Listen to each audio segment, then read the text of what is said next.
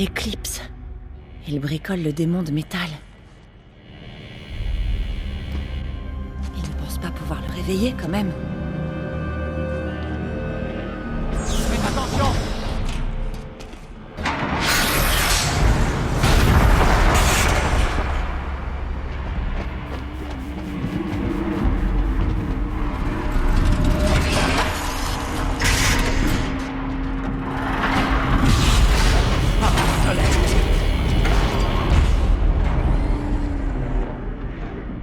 Encore un Kopech. Et celui-ci bouge.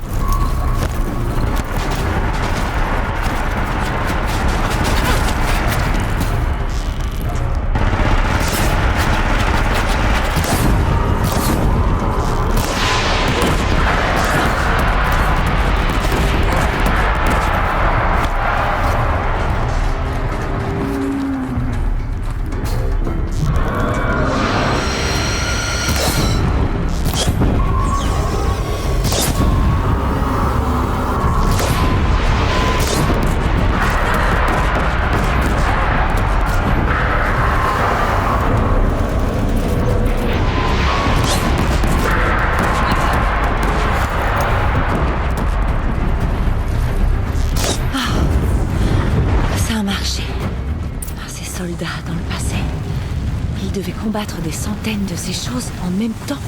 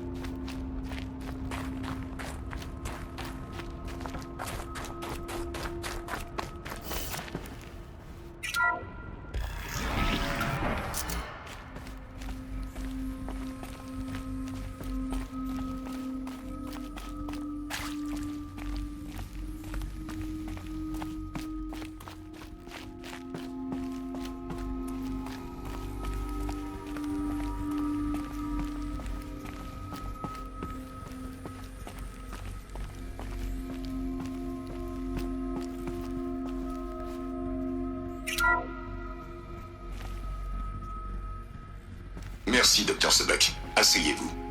Quoi? Vous lui êtes reconnaissant après ce qu'elle vient de dire? Le Dr. Sobek a parfaitement éclairci la situation, commandant, et nous a donné une option. Nous devrions tous la remercier. C'est juste que... Enfin, mon Dieu! Peut-être voulez-vous en parler en ligne? Il n'y a pas la moindre discussion à avoir. Vous avez vu les chiffres.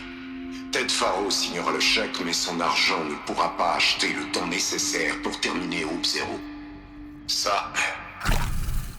on ne l'obtiendra que par le sang. Oh, s'il vous plaît. Si on améliore notre flotte, qu'on arrive à pirater les codes... Vous n'avez pas écouté. Les robots ne combattront pas à votre place cette fois. En matière de piratage, cette colonie est un prédateur de premier ordre. Si vous leur envoyez des machines autonomes, ils les pirateront et les récupéreront. Mais enfin... on va quand même pas envoyer des civils à l'abattoir. Commandant, l'ennemi que nous affrontons s'auto-réplique plus rapidement qu'on le tue. Et il s'alimente de biomasse. Hope Zero, c'est tout ce qu'on a. Alors on va donner un canon électrique à tous les civils assez solides pour en porter un, leur montrer où appuyer, et les envoyer au front. Comment on va les motiver? En leur donnant une bonne raison de combattre. Hope Zero. Le programme top secret de super-armes qui nous sauvera si l'humanité retient la colonie assez longtemps pour que le Dr. Sobek et son équipe le terminent. Le fichier que je vous envoie est le plan de bataille de l'opération Victoire Pérenne. Le plan de bataille? C'est un crime de guerre. C'est loin d'être idéal, mais on n'a que ça. Envisagez cette option. Dr. Sobek, je vous ai affecté une base de lancement orbitale déclassée à Bryce dans l'Utah pour que vous développiez Hope Zero. Vous aurez de la place. Quand commencez-vous? Je vous ai envoyé une liste de candidats alpha et bêta. La plupart sont des ressortissants étrangers ou des employés de holding, donc leur extraction. Je m'en occupe. Vous aurez votre équipe. Comptez dessus. Alors j'y vais.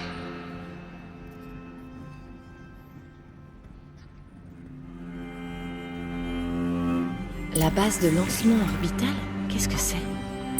Qu'est-ce qu'ils ont fait, ces gens? Qu'a bien pu faire Elisabeth?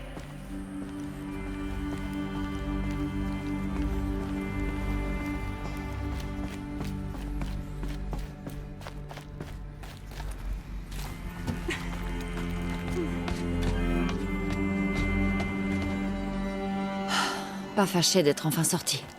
Je vais devoir trouver la base de lancement orbital dont il parlait. J'ai vérifié mes données et localisé la base. Ça, c'est la bonne nouvelle. Et la mauvaise?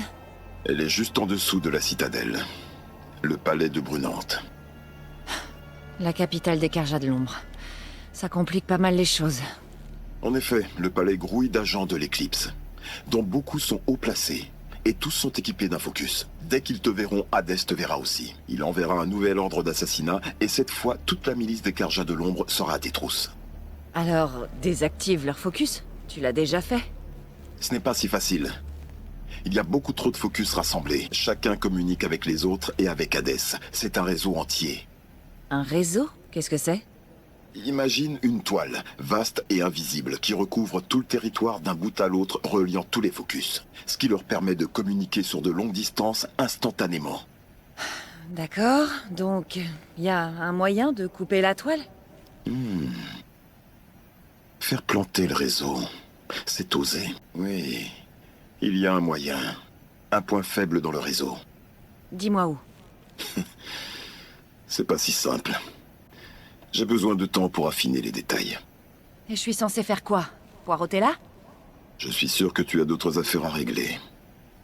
Je te recontacte. Attends. Silence? D'autres affaires à régler. Bon. Varl et Sona ont encore besoin d'aide contre l'éclipse. Je vais aller au deuil du démon.